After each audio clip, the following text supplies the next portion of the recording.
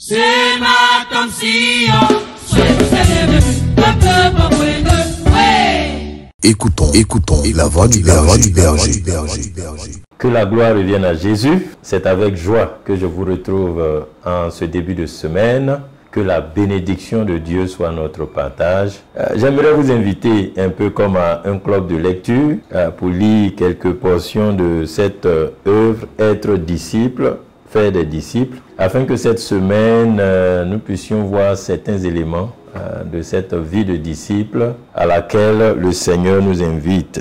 Un disciple est quelqu'un qui suit Jésus-Christ, apprend de lui et s'efforce de vivre selon ses enseignements. Le discipulat implique une relation personnelle avec Jésus, une transformation intérieure par le Saint-Esprit et un engagement à partager l'Évangile avec les autres. Le discipulat n'est pas simplement une question de connaissance théorique, mais de transformation de vie. Il s'agit de devenir de plus en plus semblable à Jésus dans nos pensées, nos paroles et nos actions. Voyons l'exemple de Jésus, les fondements bibliques qui nous parlent du modèle de Jésus-Christ. Jésus a formé ses disciples en les appelant à le suivre, en leur enseignant par des paroles, par des paraboles et des leçons pratiques et en les envoyant en mission. Par exemple, dans Luc 9, versets 1 à 6, Jésus envoie ses disciples prêcher, guérir et chasser les démons. Dans Matthieu 10, 1 à 42, il leur donne des instructions détaillées sur la manière de mener leur mission. L'enseignement, la formation pratique et l'envoi en mission sont des éléments essentiels du processus du discipulat. Jésus a montré l'importance de combiner l'instruction théorique avec l'expérience pratique. Jésus-Christ est le modèle par excellence de celui qui fait des disciples. Son ministère terrestre tel que décrit dans les évangiles offre un exemple complet et détaillé de la manière dont il a appelé, enseigné, formé et envoyé ses disciples. En étudiant le modèle de Jésus, nous pouvons mieux comprendre comment faire des disciples aujourd'hui. Voyons comment Jésus appelait les disciples. Il y a différentes manières d'appeler les disciples selon le modèle de Jésus.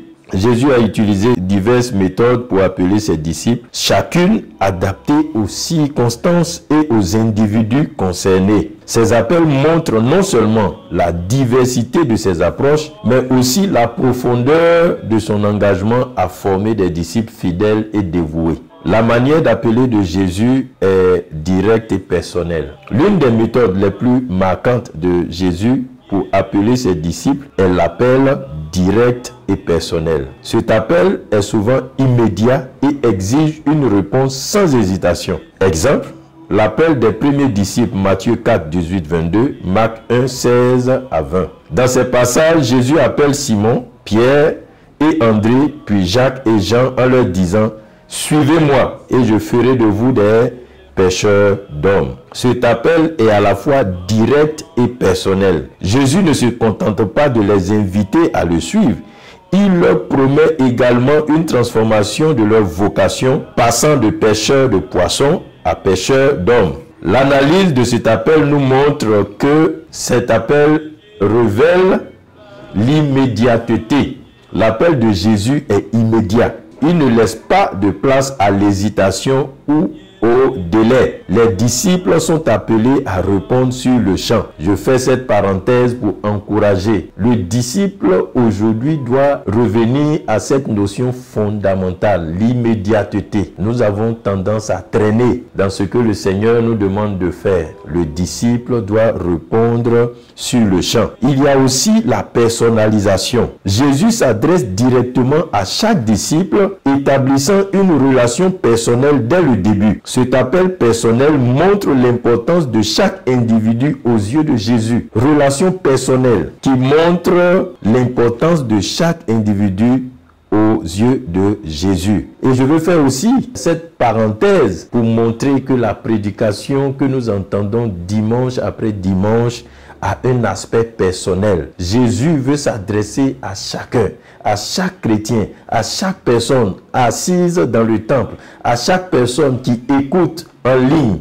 Il y a un message personnel que Jésus veut adresser à chacun d'entre nous. Que nous puissions, par l'aide de son esprit, entendre ces choses et être édifiés. L'appel de Jésus parle aussi de sacrifice. Les disciples répondent en laissant tout derrière eux pour suivre Jésus. Cela inclut leur filet, leur bateau et même leur famille. Leur réponse montre un engagement total et un sacrifice personnel. Toujours la notion de sacrifice, un sacrifice personnel. Et enfin, l'appel de Jésus parle de transformation. Jésus promet de transformer leur vie.